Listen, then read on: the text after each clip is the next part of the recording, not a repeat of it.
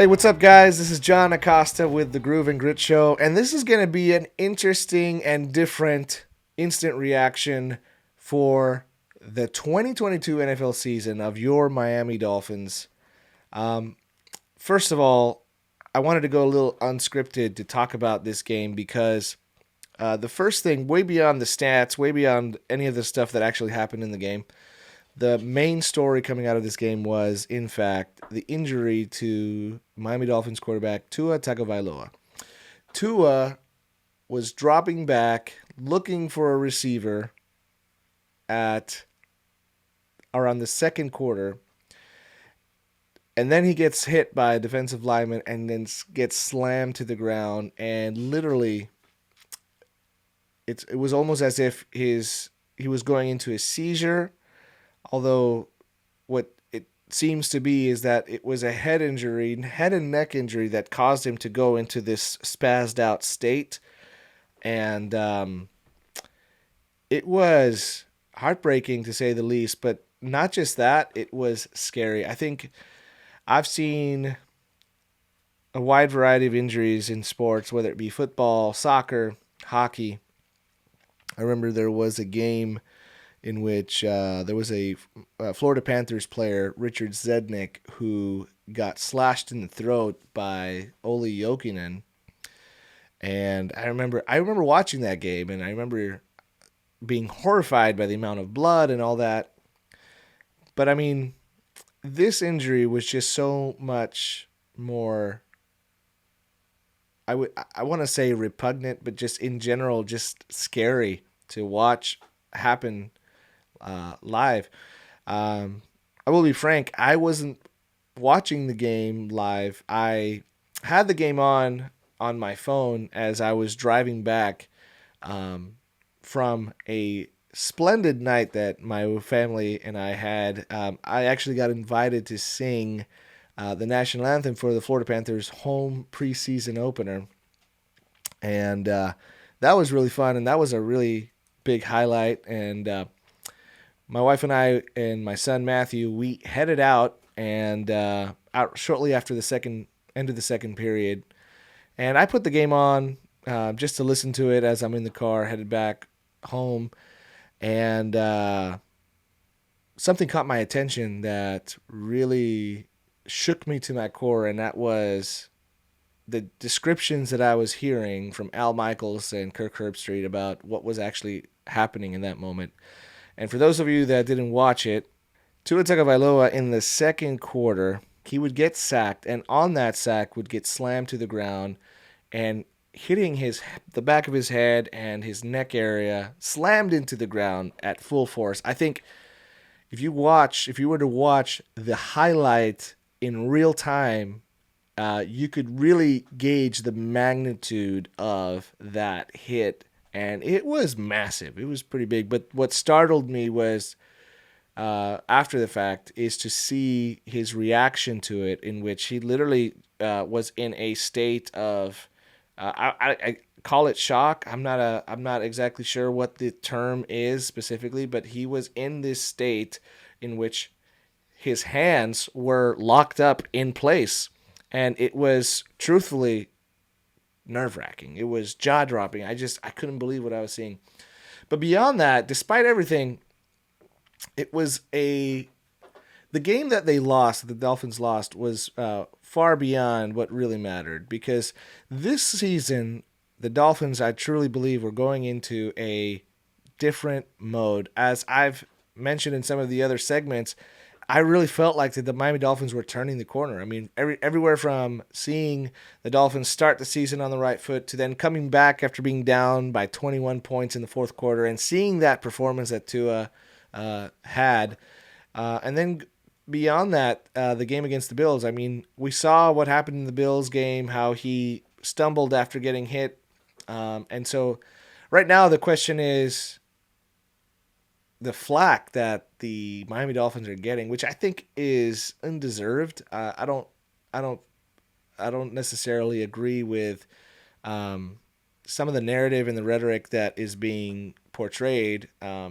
given the fact that the concussion protocol is not done by a Miami Dolphins team doctor or anything of that matter, and it's a pretty rigid and extensive protocol. And so he was cleared by an independent doctor as far as how the rules in the NFL go. And he was cleared, and much to the dismay of many people, I think, who just couldn't believe that after him seeing him stumble the way he stumbled after he got hit. But I think seeing this injury now kind of puts full circle what happened in the previous game against the Bills. And I think most of the flack that the Dolphins, if not all, that they're getting has to do with the fact that Mike McDaniel chose to let Tua play. And again, I think it's still undeserved because, I mean, as a coach, you can only do what your experts are telling you as to the situation at hand. So if a medical expert in the field of neurology is telling me that yes, he's passed the extensive process and protocols of the concussion protocols that are in place, I mean, common sense tells me that okay, I mean, this guy knows more than I do, so or this girl knows more than I do, so let's just go with they say. And then beyond that, you've got the player, which we all Tua is probably one of the most grittiest players. Forget about NFL players. I think he's one of the most grittiest athletes that are currently playing in any sport. You could see his. You could see basically in how he recovered from the devastating hip injury, which could have potentially been career-ending. But you could also see in just his way of coming back and the grittiness and the drive that he possesses and his willpower to just make things happen, which I think in turn ended up being what was the true reason as to why this happened. Tua had a lot of time. It's funny because I was watching after the fact. I saw a replay, and I showed my wife was next to me, and even she, who my wife does not follow sports or even watch. I mean, she'll watch a game with me and my son if we're watching, but she knows enough to know that Tua had plenty of time to get rid of the ball, and he really did. I mean, he needed to get rid of the ball. And I get it. You're trying to do something. You're down. You're trying to make something happen, but you can't do that. And he did it, and it cost him. It not only cost him, but it cost his team. And I gotta say, it from that point on, I was honestly the result of the game was really secondary. Like I think as a fan, I wanted the Dolphins to win, but at the same time, I just felt like this could be. I mean, it certainly to me at the moment looked career ending. I mean, anybody who comes down and gets hit in the back of their head, neck area, and then ends up like in this spazzed out state, to me tells me that that's a really serious issue. The Miami Dolphins would later let us know that Tua would actually travel back home to Miami with the team after having been stretchered off and being sent to the hospital, which is a big deal because it tells you that his condition was not serious enough to merit an overnight stay at the hospital. And also, it's encouraging to his state of health. Nonetheless, it is worrisome because the thing about concussions, and you look at other athletes that had a history of concussions, once you've got one concussion and then you proceed to have multiple more concussions down the road, it eventually starts to take a toll on your life. It takes a toll on your brain, on everything, but really on your overall life and quality of life. And the thing about it is, if Tua in fact had a concussion, because I mean, it turned out that he had a back issue, but you know, our back is also a neurological thing. Like our spine is connected to the brainstem, which is what helps us be able to move. If it was in fact, whether it be a pinched nerve, whether it be something, it was still neurological. So that tells me that this could in fact really be serious and a long-standing injury. But we won't know. We're going to have to see what's going to happen. But I mean, as a fan, and I think forget about even being a football fan, as a person to see someone go through that and go and experience that is it's jarring to say the least. But anyway, let's go ahead and talk about the stats about this game and some of the other things, and then we'll get into a few other things. I think part of what I want to do today is also give you a bit of a recap, very brief, but a little bit of a recap of the Panthers game that I attended last night. As I mentioned, I was singing at the preseason home opener for the Panthers, and that was a really fun time. But anyway, let's go over these stats here for this game. So starting off, for the Miami Dolphins, Teddy Bridgewater would finish the day with 14 out of 23, going for 193 yards passing, throwing for a touchdown, and also throwing an interception, finishing the day with a QBR rating of 80.2 and an overall passer rating of 84.1. We also saw that Tua, before getting injured, ended the day 8 for 14, throwing 110 yards, throwing an interception, getting sacked, and that sack was the proverbial sack. That was the sack that ended his night and possibly knocked him out for a few games. He would end the day with a QBR rating of 39.9 and a passer rating of 52.7. As far as the rushing attack, I think every week that passes incrementally, you start to see a little bit of improvement. And we see here, Raheem Mostert would lead the way, 15 carries, gaining 69 yards, going for a long of 25 yards. Besides that, it was pretty minuscule. I mean, you had Teddy Bridgewater had an 11-yard run, and you had Chase Edmonds, who on 5 carries only gained 6 yards, his long being 4 yards. So that tells you a lot right there. On the receiving end of things, Tyreek Hill had a pretty decent, if not great, game. He would get targeted 14 times, hauling in 10 of those, going for 160 yards with a long of 64 yards. Trent Sherfield would come in second at 4 receptions for 55 yards, followed by Jalen Waddle, who had an extremely quiet evening, getting 2 receptions for 39 yards off of 5 targets. Defensively, the Miami Dolphins would be led by Jerome Baker, who would total 7 tackles, 5 of them going solo. And then from there on, you have Kader Kohu and Duke Riley tied both at 6 total sacks. Duke Riley getting 1 tackle for loss. Besides that, we had the 2 interceptions that the Miami Dolphins threw, one by Tua and Teddy Bridgewater.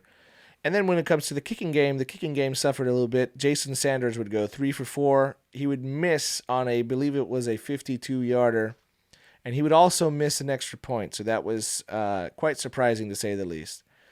Thomas Morstead would get 3 punts in. And as always, Thomas Morstead is one of the bright spots of this Miami Dolphins team. His long of the day was 66 yards. So that was pretty cool. For the Cincinnati Bengals, Joe Burrow would lead the way with going 20 out of 31, throwing for 287 yards, throwing 2 touchdowns, and getting sacked only once for 6 yards. He would end the day with a QBR rating of 52.2 and a passer rating of 115.9. Tyler Boyd would actually get a pass attempt, and he would gain 23 yards on that pass attempt for the Bengals. As far as the rushing attack goes, Joe Mixon, who is the bell cow for the Cincinnati Bengals, would get 24 carries and gaining 61 yards out of those carries, finishing with an average of 2.5 and getting a touchdown. For the Bengals receiving corps, T. Higgins would lead the way with 7 receptions, gaining 124 yards, along with scoring a touchdown, and that touchdown being a 59-yard touchdown pass that was over Xavier Howard. The big guy, Jamar Chase, would only end up with 4 receptions, but despite that would gain 81 yards, finishing up with a 20.3 catch average. Hayden Hurst would be the guy who would put the game away late in the fourth quarter. He had 3 receptions going for 27 yards. Defensively, the Cincinnati Bengals, besides the tackles, Von Bell would be the star for the Cincinnati Bengals defense. He would get both of those interceptions. One that was an underthrown ball by Tua Tagovailoa, and then the second one would be an overthrow that was intended to Mike Gesicki that would consequently get picked off by Von Bell. The Bengals were led by Jermaine Pratt, getting 9 total tackles, 6 of them solo. Logan Wilson would be second with 7 total tackles, 4 of them solo. And then the guy, and I want to talk about him for a second, we've got Josh Tupuo, which happened to be the guy who made the tackle on Tua. He would get the lone sack for the Bengals, and that would be the guy who knocked Tua Tagovailoa out of the game. I'm sure he feels terrible about what happened. He happens to be a backup to one of the other Bengals defensive players, and I'm sure he feels terrible about it. And I've been in those situations where you're a backup and now you get an opportunity and you want to be able to do what you can to shine, in a sense. The Bengals constantly were knocking on the door, especially in the fourth quarter, and would in fact score 13 points. But despite that, the Dolphins did really good to hold them to what they could. The Dolphins, again, have this just incredibly uncanny ability to stop their opponents on 4th and short opportunities, and they would do so twice in this game. The Dolphins, despite everything that had been going against them in this game, had an opportunity to go ahead in the score late in the fourth quarter, but that was when Teddy Bridgewater would throw a pass that was intended to Mike Gesicki, which would be, in fact, intercepted by Von Bell. And that would pretty much, at that point I knew the game was over. It would have had to take a amazing defensive play. But for a defense that played 90 plays the week prior, you were asking a lot from this team. The Bengals, right after that interception, would go 5 plays, 45 yards, and would score the going ahead, or let's say the nail in the coffin touchdown to Hayden Hurst off a 2-yard touchdown pass. On the ensuing possession after this touchdown pass to Hayden Hurst, the Miami Dolphins would have an opportunity to try to score some points and hope to get an onside kick recovery. But were unable to do so, as on a 4th and 4, Teddy Bridgewater would throw a pass to his right, and it was I don't want to say it was a bad pass, but it wasn't a good pass. And essentially that pass would Tyreek Hill was intended to Tyreek Hill. He would not be able to come down with it, and at that point it would take 2 more plays for the Bengals to pretty much ice the game. So what happens next? The Miami Dolphins are in a predicament, and this is part of the reason why they signed Teddy Bridgewater. Although one could say that of the 2 quarterbacks that are behind Tua, Skylar Thompson had the better, in my opinion, the better preseason, and he just looked better. Granted, it was against third-string defenses, and it was against base coverages, so we can only assume that part of him looking as good as he did was based on that fact. And I will say, Teddy Bridgewater did not look terrible. He did not look great either.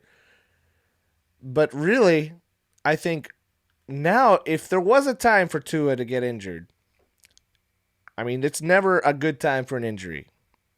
But I can say that if there was a time, now would be that time to where you can afford to have an injury, given the next 3 games are against the Jets, the Vikings, and the Steelers, respectively. We've got the Jets game, which is happening on the 9th of October. So we don't have a game this Sunday. We have it the following. And then we got 2 straight home games, one against the Vikings, and then one that is going to be in prime time on the 23rd. It's Sunday Night Football against the Steelers. After that, you've got games against the Lions, the Bears, the Browns, Texans, 49ers, the Chargers, the Bills, Packers, Patriots, and then finishing up against the Jets. So if I had to guess, let's say if Tua Tagovailoa is out, I'm going to say he'll be out at least 4 to 5 weeks if I had to put a number to it. And I could say out of the next 6 weeks, let's say, there should be no reason to not beat the Jets. So that should be a win. I think the Vikings is an iffy game because that's a game that you never know what version of Kirk Cousins you're going to get. I mean, you could get incredibly Pro Bowl caliber Kirk Cousins, or you could get a poor man's Ryan Tannehill. So I think the Vikings game is a little harder to predict. The Steelers are a tough one as well because they usually do good, especially in prime time. But nonetheless, like those 3 games, like are winnable games. They're absolutely winnable games. And then you got the Lions, and then you got the Bears. So you've got 5 straight games coming up that should be winnable games, followed by the Texans. So you got, again, Jets, Vikings, Steelers, Lions, Bears. And then you got the Browns, Texans, and 49ers, followed by the Chargers on December 11th. So that's 9 games right there. And out of those 9 games, I mean, outside of maybe the 49er game, maybe the Charger game, I mean, those should all be wins with Tua at the helm. Now, with Teddy Bridgewater is a different story. What will it look like with Teddy Bridgewater? We don't know, because we also know that Teddy Bridgewater has an injury history, so there's also that to think about.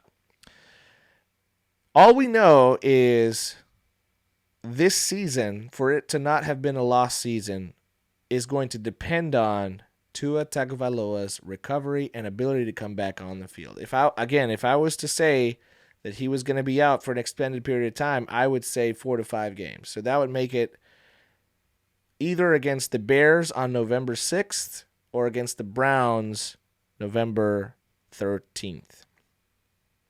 That would be my assumption there. After that, the games that I think are the hardest left on the schedule, just in general, including the next 5 coming up, we've got the Bills on the 18th of December. We've got the Packers on Christmas Day. And then we've got the Patriots on New Year's Day. Right before that Bills game on the 18th, they also have the Chargers. So that's 4 straight games that could go either way, but lean more towards the opponent, in my opinion.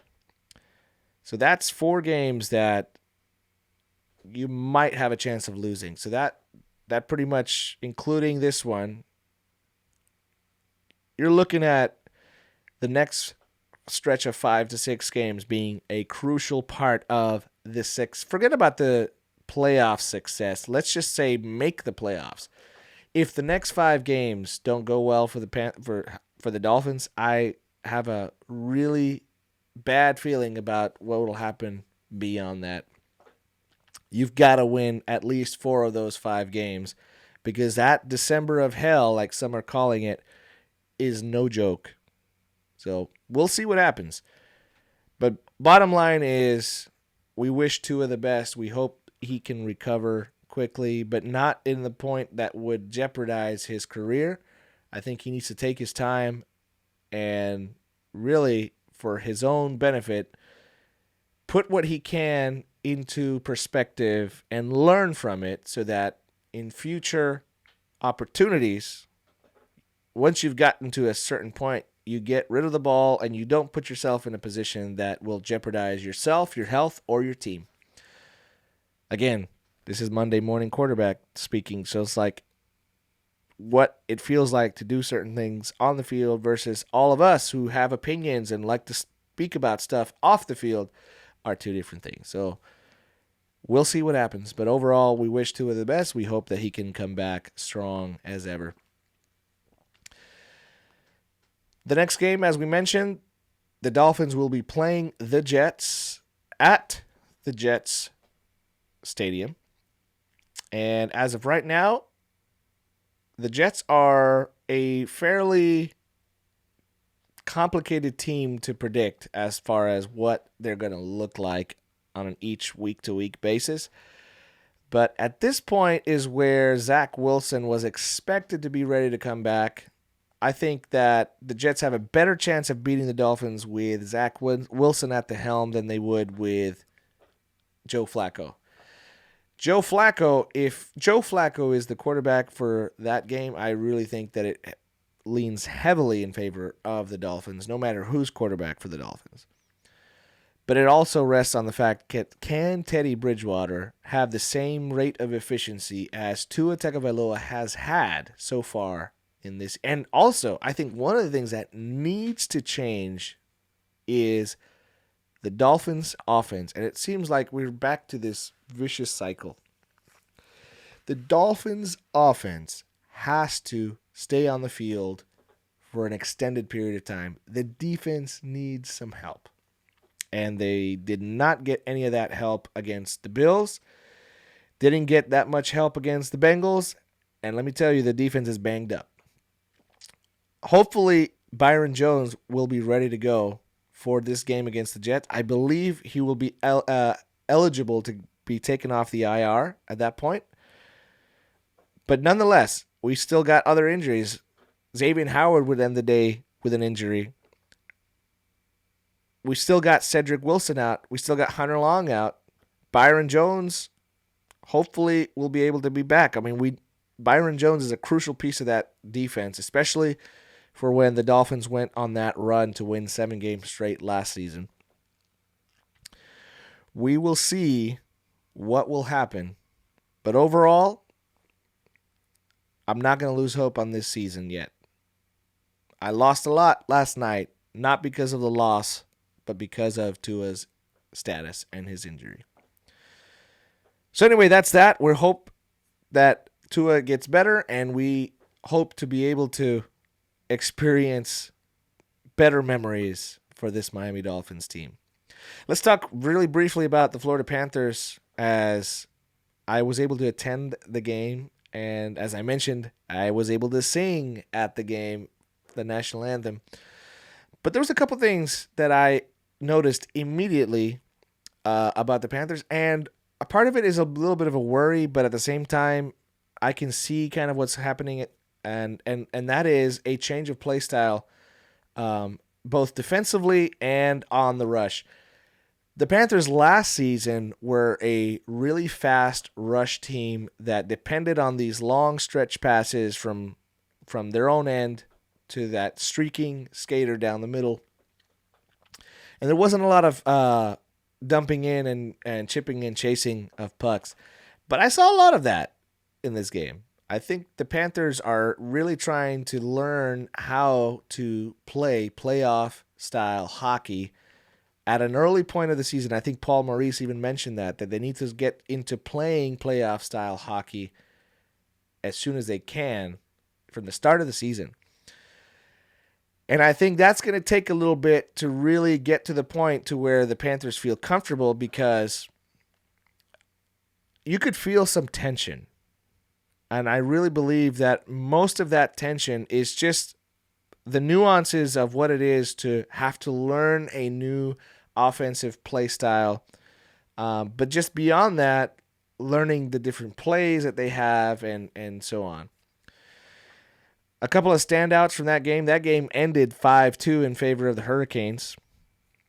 And a couple of standouts for the Panthers. Anton Levci, who was a guy that the Panthers signed from Liga in Finland. Anton Levci had a couple of incredible hustle plays that I saw. And mind you, these aren't going to show up on stat sheets after the fact, but he had a spark that reminded me a lot of like a skilled version of a Lomberg, like a more skilled version of a Lomberg. Beyond that, I think that the Panthers hopefully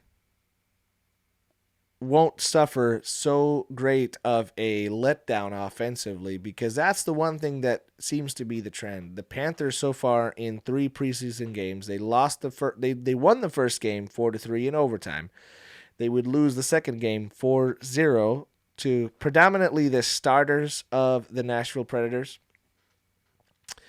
And then in this game against the Hurricanes, you had a mix. I mean, you had some starters, but then you had a lot of the newcomers and AHL players in the Hurricanes. But the one thing that I noticed is there seems to be a drop-off defensively in terms of learning how to properly play for this new style. So I think it'll be a little bit for them to get accustomed to. I'm probably expecting a under average October for when they start the season. They open the season October 19th versus the Philadelphia Flyers. So I'm expecting if we can be at 500 between October and November. So if November comes, mid-November, end of November comes, we could be at or above 500. I think there's a good chance that we could repeat some of the success from last year. I don't think we're going to win the President's Cup, but I really think we could make a deep playoff run if that transition from what they were to what they're going to be now under Paul Maurice can happen and can finish happening. And then also we see the development of Anton Lundell. Anton Lundell on the first line with Barkov seems to me a little bit of a stretch in the sense of I really would like to see Anton Lundell either on the second line with Sam Bennett, or I would like to see Matthew Tkachuk up front with Sasha Barkov. The interesting thing about Barkov is Barkov and Lundell are pretty much the same player in terms of how they are, both psychologically, how their playing style, everything, their physical traits. They're very similar players. And my worry with having Lundell and Barkov is because they're so similar, it's going to be difficult for them to be able to, like, you don't really have a gritty, not enforcer type, but you don't have a really gritty player on that if your third guy is Verhaeghe. Now, Verhaeghe is a firecracker, but he's no Matthew Tkachuk, right? I mean, so, like, again, this is just, again, me doing Monday morning quarterback with it. And I know that Paul Maurice was kind of experimenting, and that's what the preseason is for. The preseason is specifically for experimentation and trying to, figure out, okay, let's see if this works. But I think if I were to say what would be my starting line offensively, granted, we still got to figure out a couple of cap issues, but I would say our number one center would be Barkov with either Verhaeghe on the left and Tkachuk on the right. Or you do this thing where you bring Verhaeghe and you put Verhaeghe on the second line. You put Tkachuk to the left wing, and then you bring up Reinhart to the right side. And then your second line would be either you put Lundell at left wing and Verhaeghe on the right, centered by Sam Bennett, or you do some weird combination of that. And that's when it gets a little interesting, because I think third and fourth lines are really going to come down to who can we afford to pay. In this case, the biggest cap crunch that we're having as of right now is Patrick Hornquist's $5-point-something million contract. But at the same time, Patrick Hornquist is such a crucial piece to this team psychologically and in terms of chemistry that I don't know how you can afford not to keep him. So it's going to be interesting, but the only thing that I could see is we make some weird shift in the defensive pairings that might make it so that we cannot ride with more than 6 defensemen. So we'll have to ride with a lower than normal roster throughout the season and call up players as injuries occur and so on. Or we're going to have to make a trade. And based on the contract that the Panthers gave Spencer Knight, a part of me thinks that trade is going to happen with Sergei Bobrovsky. I don't necessarily think that it's a good idea to trade Bob yet. However, if you're trading him and trying to get assets in return, now is the time that you're going to get the most for a Bobrovsky trade. I don't think that the Panthers are willing, though. And I don't think at the same time that it'll be conducive to Spencer Knight's development just yet. Do I think Spencer Knight can be our every night starter? I really do. As a matter of fact, I believe it so much that I bought a Spencer Knight jersey, and I have it. So, but at the same time, do we want to jeopardize his confidence? Do we want to jeopardize his mindset, his development by trading Bob away, putting Spencer as our number one, and then dealing with what could be the repercussions of that, which is he gets scored on. Spencer Knight has a weird knack of giving up a goal on the first shot, and that seems to be a Panthers thing too. I mean, I don't remember seeing that as much as I have with the Panthers last few seasons with any team. But that's going to be the question. It's going to be what we're going to do with Patrick Hornquist's contract. What's the deal with Sergei Bobrovsky? Because that's the only two ways you can figure out some type of cap space. So it'll be interesting to see. Besides that, I think on the defensive pairing front, I think Ekblad with Forsling is going to be extremely effective. Ekblad looked great. Forsling looked great. Forsling actually helped set up a Sam Bennett goal, which came off of a rebound. Forsling would come in and he would shoot, rebounded to the goaltender's left, to the goaltender's right, and then Sam Bennett was right there to score. So I think for sure we got our first D pairing in Ekblad and Forsling. Our second D pairing could either be you're either going to have to put in some type of a combination of Brandon Montour to the right, and then let's look at this up. Let's look this up just to be certain, because that is the question for these Panthers: is who is going to be the second and third D pairing for this team. The interesting thing is I don't think, outside of Brandon Montour, I don't think there really is a clear-cut second or third D pairing.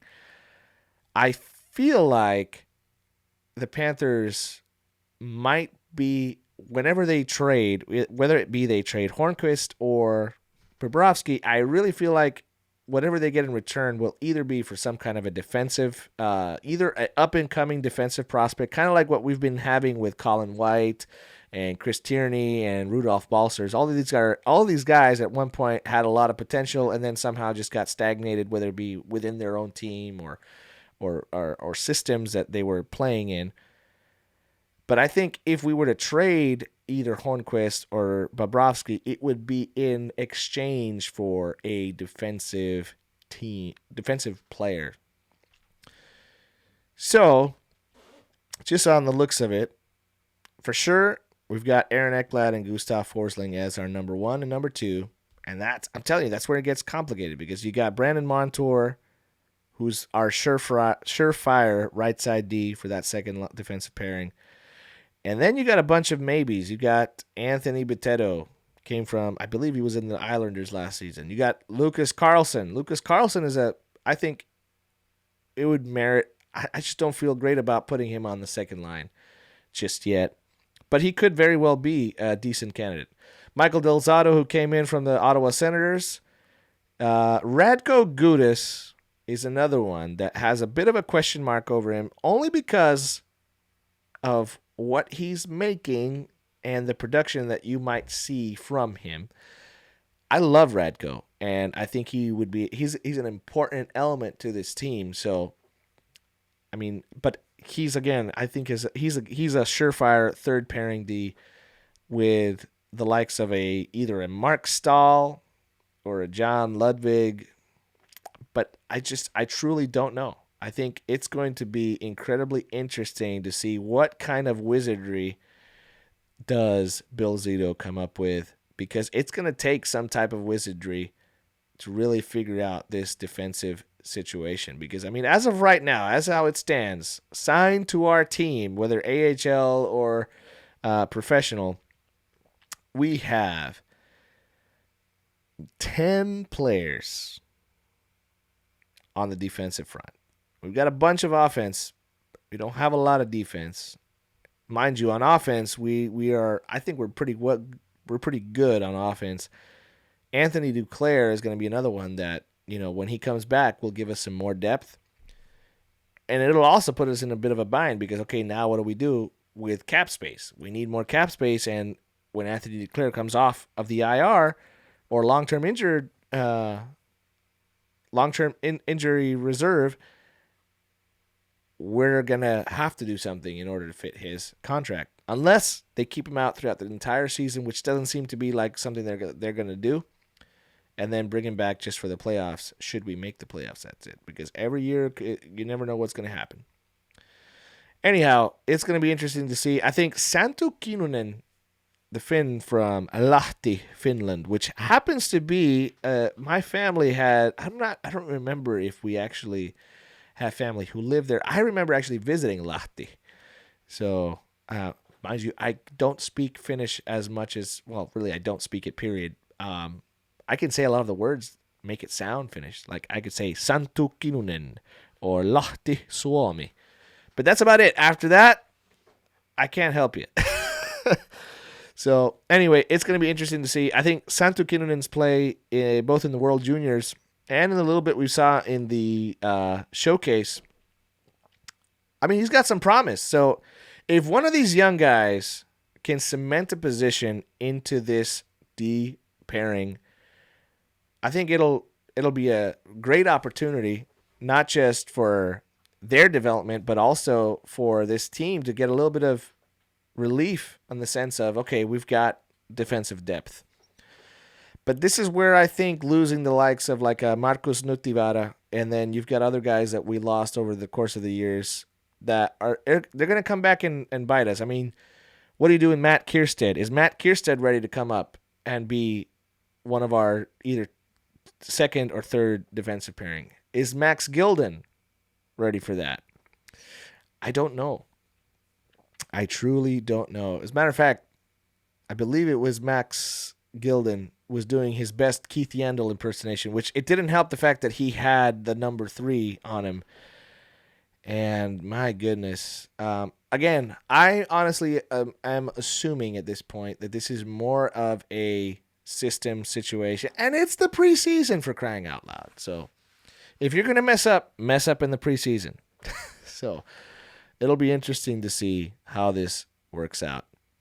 Bottom line is, hey, thank you so much for watching. If you've come all the way to this point, if you've heard me rambling on, man, thank you so much. If you would, could you subscribe and follow us on all of these platforms? We are the Double G Show. My co-host, Elias, is actually expecting a baby, and a lot of his inability to be a part of these previous segments and so on has to do with that. With, you get into this phase where now you're having a baby, and that's the only thing that matters at that point. And let me tell you, it is true. So we will, at some point in the near future, have some time to be able to get back together, both Elias and I, and just share some of our experiences, because there have been a lot of them. So thanks so much for watching. Please like and subscribe. Follow us on all the platforms. This is the Groove and Grit Show. This was an extended and modified version of the instant reaction to the Miami Dolphins 2022 NFL season of Game 4 against the Cincinnati Bengals. This is the Groove and Grit Show, and I am John Acosta. Thank you so much.